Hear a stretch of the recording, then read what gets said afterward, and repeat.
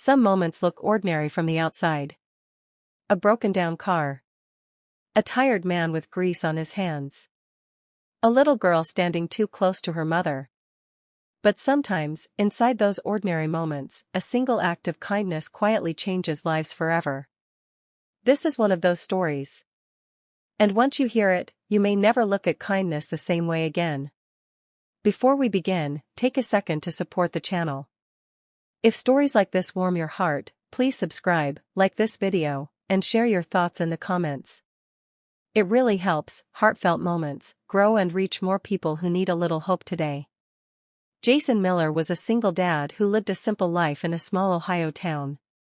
At 36 years old, his world revolved around two things: his 8-year-old son, Noah, and the small auto repair garage he ran out of a worn-down building near the highway. Jason wasn't rich. Some months, he barely broke even. But he had strong hands, a calm voice, and a habit of helping people whenever he could. That habit came from losing his wife, Emily, 5 years earlier to a sudden illness. Kindness, Jason believed, was the only thing that made the pain easier to carry. One chilly afternoon, just as Jason was closing the garage, a beat-up blue sedan rolled into the lot and stalled. Smoke drifted from under the hood. The driver, a woman in her early 30s, stepped out looking panicked. Her clothes were neat but worn, and her face carried the tired look of someone who'd been fighting life for a long time. "I'm sorry," she said softly. "I know you're closing, but my car just died. I don't know what to do." Jason glanced at the clock, then at her. He nodded. "Let's take a look." Her name was Sarah. She explained she was a waitress, finishing a double shift, and that her car breaking down meant she might not make rent this month. While Jason worked under the hood, he noticed a little girl sitting on the curb, hugging a backpack tightly. The girl watched him with wide eyes, not saying a word. Jason diagnosed the problem quickly. It was serious enough to cost a few $100s, money Sarah clearly didn't have. He wiped his hands on a rag and took a breath.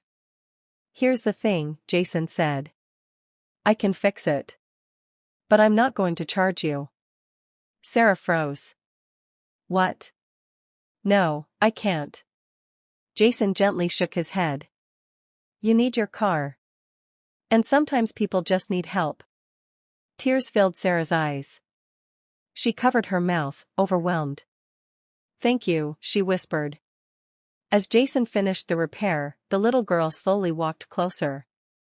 She was about 8 years old, with dark hair tied into uneven pigtails and sneakers that were slightly too big.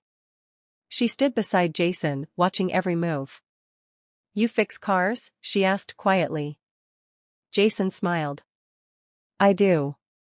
Been doing it a long time." She nodded, thinking hard. When Jason lowered the hood and handed the keys back to Sarah, the girl tugged on his sleeve.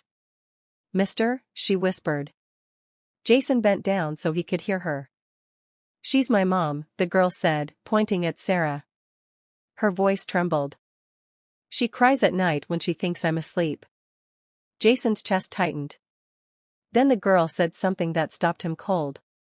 "Please be my dad." The words hung in the air. Jason didn't know what to say. He glanced at Sarah, who had gone pale, realizing what her daughter had said. "I'm so sorry," Sarah said quickly. "She didn't mean." Jason raised a hand gently. "It's okay." He knelt fully now, eye to eye with the girl. "What's your name?" "Lily," she said. "That's a beautiful name," Jason replied. "And your mom is very strong. You're lucky to have her." Lily nodded, tears spilling over. "But dads help moms." "And you helped her." Jason swallowed hard. He didn't promise anything. He just hugged Lily, careful and gentle, like she was made of glass. After that day, Sarah and Lily became regular visitors to the garage, not for repairs, but for conversations. Sometimes Sarah brought coffee. Sometimes Lily brought drawings she made for Jason and Noah. Slowly, naturally, their lives began to intertwine. Noah was shy at first, but Lily's laughter broke through his quiet walls. They did homework together at the garage office. Jason and Sarah talked about life, about loss, about how hard it was to keep going when you felt alone. Months passed. Then one evening, after a school event where Jason proudly watched Lily perform on stage, Sarah stood beside him in the parking lot.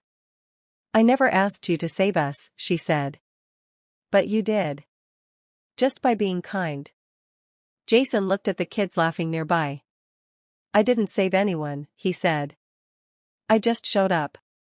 A year later, Jason officially adopted Lily. Noah gained a sister.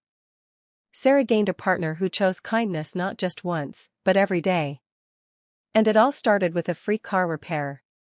Kindness doesn't always look grand or dramatic. Sometimes it's just staying a little late. Lending your hands when someone is breaking. Listening when a child whispers their deepest wish. You never know whose life might change because you chose to care. So today, be that person. Fix the car. Hold the door. Offer the help. Because kindness has a way of building families where none existed before.